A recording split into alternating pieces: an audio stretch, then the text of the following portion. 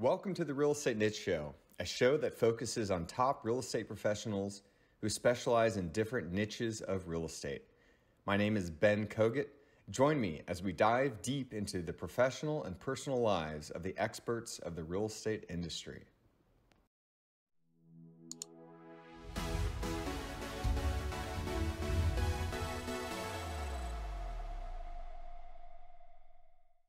Welcome to the Real Estate Niche Show. I'm your host, Ben Kogut, and today we have Steph Volturini. Steph and I got to meet, I think, through Adam Carswell, and then she ultimately had me on her podcast, which is Commercial Real Estate Investing from A to Z, and we're going to talk about that. But anyway, Stephanie has been involved in the commercial real estate business for the last 4 years. She has some special niche investment experience in the car wash space and the self-storage space, as well as the STR, the short-term rental space. So we're going to talk about that. And then we're going to talk about her podcast, a little bit about her, and see what we learn. So Stephanie, thank you so much for taking the time today. Tell us, what is it? How did you get involved in the commercial real estate space, and which niche did you start? Because I know you're in multiple niches. And how did you expand out into the other niches? Thank you so much for having me, Ben. It's so wonderful to see you doing your own podcast. I'm so proud of you. And you were an excellent guest in mine a while ago, actually. It's been a hot minute since I was on there. And it was a really wonderful experience. And you were definitely one of the people that inspired me to start my own podcast. So thank you for being an inspiration. Thank you. So yes, I started in commercial investing after I was in Silicon Valley for, working in tech, and I was dating a real estate investor, and it became very clear that real estate was a really incredible form of investment compared to other investments that I was doing at the time, and decided to learn everything that I could with him. And it took me a couple of years to find my first set of properties. And I started in the car wash and self-storage. Okay, cool. Car wash. Awesome. So I've not had a chance to interview anybody about the car wash niche. How did you get involved in that, and what have been some lessons learned through that journey? Yeah, it was by pure chance. I was looking for self-storage, and this person was selling a portfolio that included some car washes, and I said, how hard could it be? And little did I know. Tell us, how hard is it to be in the car wash business? It's a lot of work. It's a lot of moving parts. I'm in the process of now finally delegating a lot of things because I had to learn everything from scratch. And I wanted to, do everything for a year myself to understand that industry, since I had zero experience. And but yeah, it's something breaks every day. Somebody tries to steal something every day, every week, I'd say. And employees quit, and roofs cave, and many other things happen. I'm curious, is this like a self coin operated one, or is this like a full service with all the employees washing everything? It's a self-serve one, so people wash their own cars. Mm-hmm. Yeah. Got it. And so, how should I ask this question? Basically, like, now learning what you've learned now over the last year, would you do it again? I don't think so. Okay, no. Got it. Just because I think our time is very important, and I'm not at that, super incredible level that I can have, 10 people in my team managing and all of that yet. So with that in mind, no, because my time is so valuable that I could be in many other assets, if I were not to be managing this, which I will be delegating a lot right now. But it's just a lot. So yeah, today I would say no. Got it. Yeah, I would agree that, like, I would look at something like that as, oh, how hard could it be? But then, like, when you start really digging into it, you realize how many different pieces of the puzzle there are, and I'm sure there's a lot of maintenance that has to go into this, and on top of that, having people trying to steal from you on a weekly basis. I mean, sheesh, that's got to be frustrating. It is. Well, the cash flow is great. The cash on cash on the car wash is probably over 50% right now. It's just that I got three at the same time in a brand new asset class. And after getting into short-term rentals, short-term rentals are even a whole lot easier than car washes, believe it or not. And so Sure. the returns are pretty high with short-term rentals, and you also get the property value increase depending on the location that you're at. So I would probably use my time wisely with those, and also self-storage. Got it. So let's pivot into STRs and what have been some of the biggest lessons you've learned on that journey. Yeah, it's a really incredible asset class. I just got into it because quite a few friends were in it and they said that the returns were great. Today, they're about 30% cash on cash after mortgage, fully amortized, and everything else, all the expenses. And so it's a lot less work than the car wash, but there are a lot of little details that you need to learn. And I'm still learning. I've been doing it for 6 months right now. And Hmm. it's just, how to take photos, what to write, how to respond to reviews, and how to market. There's a lot of little things, and it's still a lot easier than the car washes. So, Got it. yeah. And it's just like a What hotel, what kind of property are you short-term renting? single family homes. Single family homes in the San Francisco area or elsewhere? No, in Texas. In Texas, that's where I Yes. am. That's wonderful. Okay, so that's interesting. So you are you the GP? So you bought some properties in Texas and you're having, I'm assuming, a third party company or an individual that actually does the day-to-day management of it. Is that what's happening? So similar to the car washes, I think it's really important for us to manage things, new asset classes for a full year, go through all Mm, of the seasons ourselves so we can see if the manager is doing a good job or not. mm. And so I'm in the process right now, and we'll be delegating to somebody around July this year.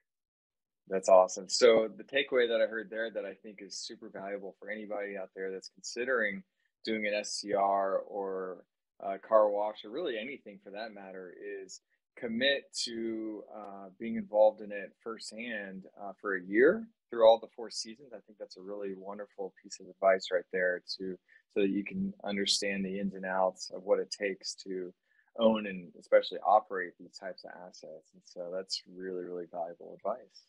And so, Mm. so you're involved in also in the self storage space business as well. Tell us about that. How'd you get involved in that, and what have been some lessons learned there? Sure. And so after it didn't work out with my ex, I decided to study it very, very deeply and meet a bunch of people in the industry because I just had to. And self-storage was over and over again an asset class that is recession resistant, and it also does well in a great economy. So I said, okay, this makes complete sense. Let's go. And I do not want to deal with tenants. So that is really the only reason why. And Mhm. it's been doing great. The return is not the same because it's a very popular asset class, but there are many ways to add value in self storage today. You can increase rents, decrease expenses, you can build more storage if there is enough land to build more, and you can automate. You can automate so many things using technology. So we don't even have a person on site, and we do everything through online text calls, and we have somebody to give keys, but we really do not need someone to meet people there and give them keys, which is fascinating. That's amazing. Yeah, definitely leveraging technology is a smart way to be able to scale and save yourself time and probably a lot of hassle along the way.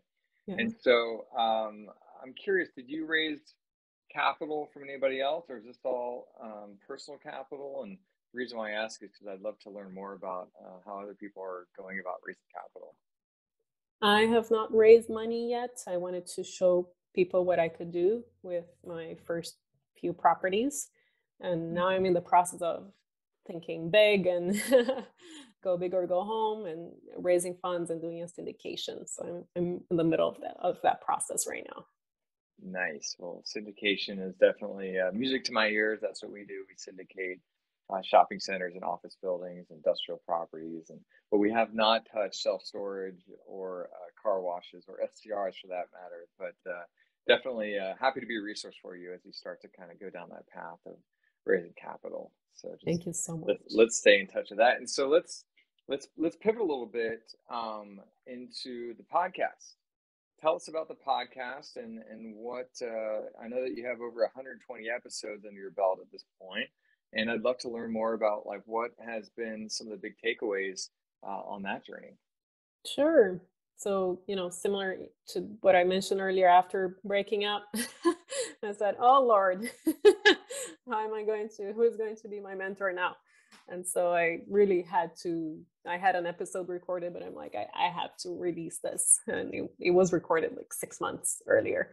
So I just released it.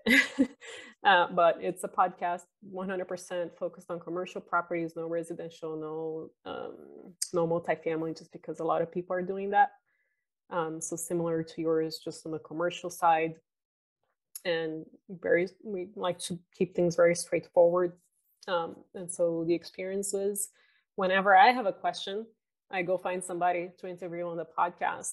And if I have this question, everybody else has that question, and a lot of people will likely have it. So it's been great that way. And it's a way to, not only give back, obviously, because it takes a full day per episode of our time, but it also is a way to meet people and build your network and get some questions answered.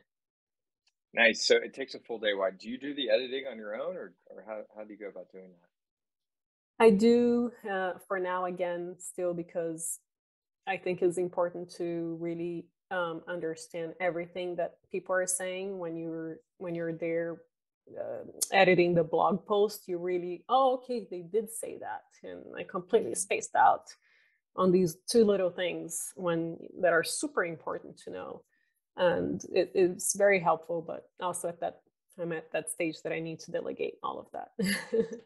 Got it. Yeah, I could totally see that value. I am not skilled with those types of things, and so shout out to my team for helping me make sure that these episodes actually get edited and put out. So that's high five to you for doing all that. And I'm on your newsletter. I think it's wonderful, and I think I honestly was able to connect. I don't think I had a chance to tell you this. I was able to connect with some people that heard me on your podcast, and it's been Awesome. a really mutually beneficial relationship. So I wanted to acknowledge you for that, and it's just really incredible all the different things that you're up to. So I'm proud of you too. So. I'm proud of you too. Thank you for saying that. That's awesome. So what's coming next? What are you working on? Yeah, right now analyzing some self-storage facilities for potential syndication and expansion. And, just also got super interested in the metaverse. Oh, do you want to talk about that? Because I definitely have questions around that space. Shoot, I just started learning about a month and a half ago. Okay, have you invested anything in it yet, or you're just in a learning phase right now? I bought some coins that we could purchase some land in the metaverse, but I don't own any land yet because the market was a bit shaky in January. So I've been waiting for it to stabilize and then purchase some land, imaginary land in the digital world. Yeah. So why? Like, what do you see there? What do you think is going to happen with the metaverse? Yeah, that's a really good question. I was just wondering at the end of last year, what was right in front of my face a decade ago that is huge today that I didn't invest in. And Bitcoin was one of them. And that was at $10 when I learned about it. Sure. And, Facebook, Google, Amazon, all of it, I knew they were going to explode.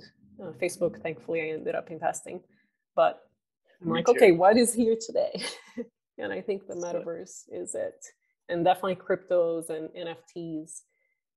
It's a lot to learn in that entire world, the spectrum of crypto, NFTs, and the metaverse. But once you take your time, things start to slowly make sense. And if you have teenagers, I recommend starting with them, asking them what they're doing and what their friends are doing. I love that perspective of, looking back 10 years ago and what was then that was right in front of our face. It's such a smart way. Yeah. So definitely there's a massive conversation occurring right now around cryptocurrencies, and sheesh, like if we could know 10 years from now, which ones are the winners and losers. It's just, to me, it feels like gambling. I don't know how to look at it any other way. And gambling, is okay. Like it's risk, and I think risk is okay as long as you know that it's a risky proposition, and that there is a potential reward that is commensurate with the amount of risk that you're taking. And so high five to you, and I really hope that you become a multi-millionaire with all the metaverse land that you're buying. Yeah, it's crazy. Awesome. Are there any other things that you're investing in that when you ask yourself that question, what's in front of your nose, or is it just mostly around like the crypto and NFT and metaverse space? So there is one thing that I came across recently that can add value to anybody's property, most people's properties. Actually, it's called the Helium Network, where you basically you become a hotspot for Internet of Things. And I'm just very, very, very basic explanation here, but you basically buy an antenna for your properties. And so long as you don't have a ton of brick buildings around your property, you can make a good return, and therefore increase the value of your property. So some people make anywhere from $100 a month to $500, or sometimes $1,000 a month, just by buying this. The total all-in cost is around $1,000. But if it pays off, even in 6 months, right? It's all free money after that, and you're paid in this particular coin that you can convert to dollars or Bitcoin or whatever you want. But it's let's take a step back, because I think I missed it. What is helium? Like, I don't think I quite understand what you're saying. Yeah, I also don't understand the entire thing, but I just installed my first one and it's doing well. This is a physical piece of hardware that you're putting on the roof of a property? Is that what you're exactly saying? Yeah. And what is the revenue? Why is Helium paying to put it on the roof? Are they broadcasting some sort of signal, and this is like a way for them to expand a network? And what is the signal? Is it a cell phone signal, or is it something else? Yeah, it's a signal for Internet of Things. So it could be a bird scooter or anything that is a physical thing that needs to connect to Wi-Fi somewhere. It does not pose any risk to your Wi-Fi. It's not open Wi-Fi. You just put an antenna on your property, and it's money coming in for the most part, unless there's a ton of hotspots already in your area. Like in San Francisco, it's already saturated, the market, but there are many places in the US that still need that.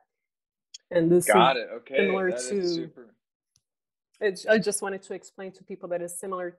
It encompasses the NFT space and the crypto space, where it's an open source thing as far as I understand it, but you're basically maintaining this yourself, and that's why you are getting paid for it, for the betterment of all Internet of Things.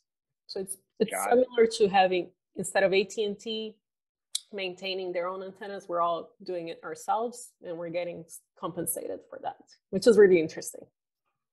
Got it. And so have you already broken even on your investment, or not yet? We just went live a week ago. A week ago. Okay. Yeah. This is hot off the press. This is new, y'all. Yeah. Okay, that's super interesting. All right, 70. And so how did you learn about this? Was it through your podcast, or how did you come across this? All of these dates are paying off one way or another. I was on a date, and this guy showed me, he's like, yeah, I installed this antenna a long time ago, and look, I made $800K. I said, what? Whoa. $800,000. Let me do some research. Um, so that's Yeah, how I found them. Yeah. it's truly like you never know where you're gonna learn the next, nugget of wisdom. It could be on a day, it could be on a podcast, it could be on a Yeah. plane. Like you literally just never know, and it just pays off to be, a friendly person that's open to new ideas. And again, I think that's just super super cool. Well, I'm gonna ask the question one more time because I just keep digging and keep throwing knowledge bombs at me. What else are you seeing or thinking is coming down the pipeline? I think that's plenty to keep me busy. I already don't have time for anything else. But yeah, that's if you can do some research in crypto, NFTs, the metaverse, I Hmm. think it's a really interesting thing to learn. And maybe put 10% of your of what you have to play with it. 5%, a little bit in the beginning to learn, and then a little bit more as you get more familiar with it. But there are so many groups out there that you can learn from, and people are so helpful. Love that. Love that. Okay, awesome. So let's keep moving forward. There are a few questions that I love to ask people, and it could be professionally or personally. And the first question is, how do you like to invest in yourself? I like to invest in myself by eating healthy and exercising. Perfect answer. And how do you like to invest in the community? I love mentoring people. I think it's so important because I did not have mentors when I grew up. I didn't know anything about business. And as soon as I landed in Silicon Valley, that's when my world opened up just by being Mm, around people, that are nice. smart. And you're being literal because I know that you are originally from Brazil. Yeah. And so, what was it like going from the world of Brazil, which I visited once before, to Silicon Valley? What was that like? So exciting. I still thank God every single day that I'm here in the United States. This country is amazing. And, despite the things that you start learning that are wrong with it after 20 years here, Hmm. it's still a wonderful place to be in. And I'm very grateful to be here. So we were all very happy. That's such a beautiful thing to say, and I think a lot of us that were blessed to be born here, I think we a lot of times take it for granted, and we're so spoiled. We're so spoiled. We don't even know how spoiled we are.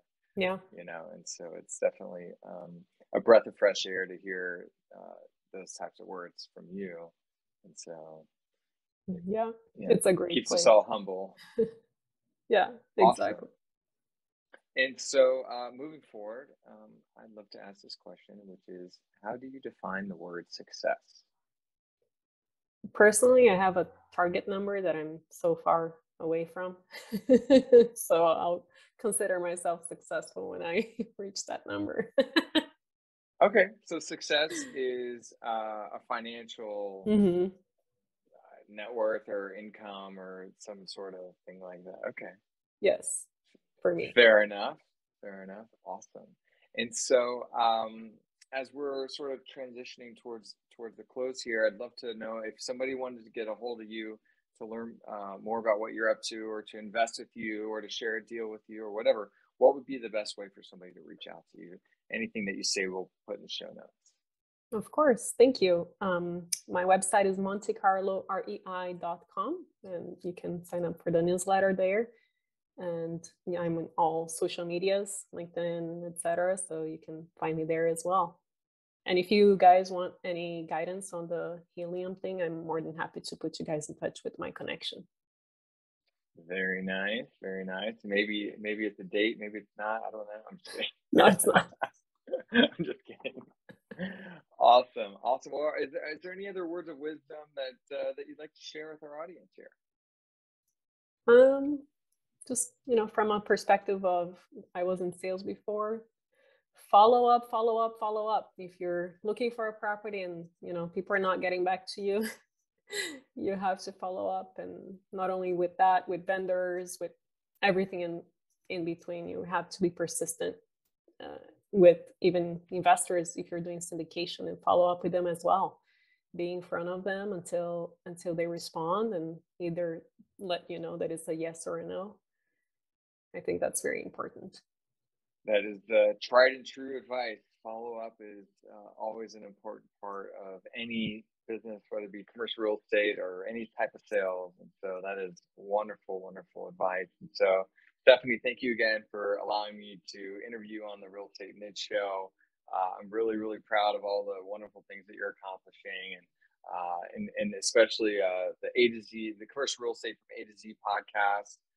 Keep that up, and if I can ever be a resource for you there, I'm happy to. And on that note, if you know of anybody that you think should come on the Real Estate Niche Show, that would be really fun to do as well. And so, on that note, we'll wind it down. Let me ask you this one last question: how do you end your podcast? Because I still haven't figured out how to end a good podcast. I always say, I ask for a review if they're getting good value out of it, and I say, and I will see you next time. Very good. Well, let's try that out. So this has been a wonderful episode of the Real Estate Niche Show. I'd really, really appreciate it if you could give us a review or send me an email with any feedback. And until next time, this has been Ben with the Real Estate Niche Show. Talk to you soon. Thanks for listening to another episode of the Real Estate Niche Show. If you enjoyed this episode and you'd like to help support the podcast, please share it with others, post about it on social media, or leave a rating and review. To catch all the latest from me or the show, you can follow me on Instagram at Ben Kogut and at the Real Estate Niche Show. Thanks again, and I'll see you next time.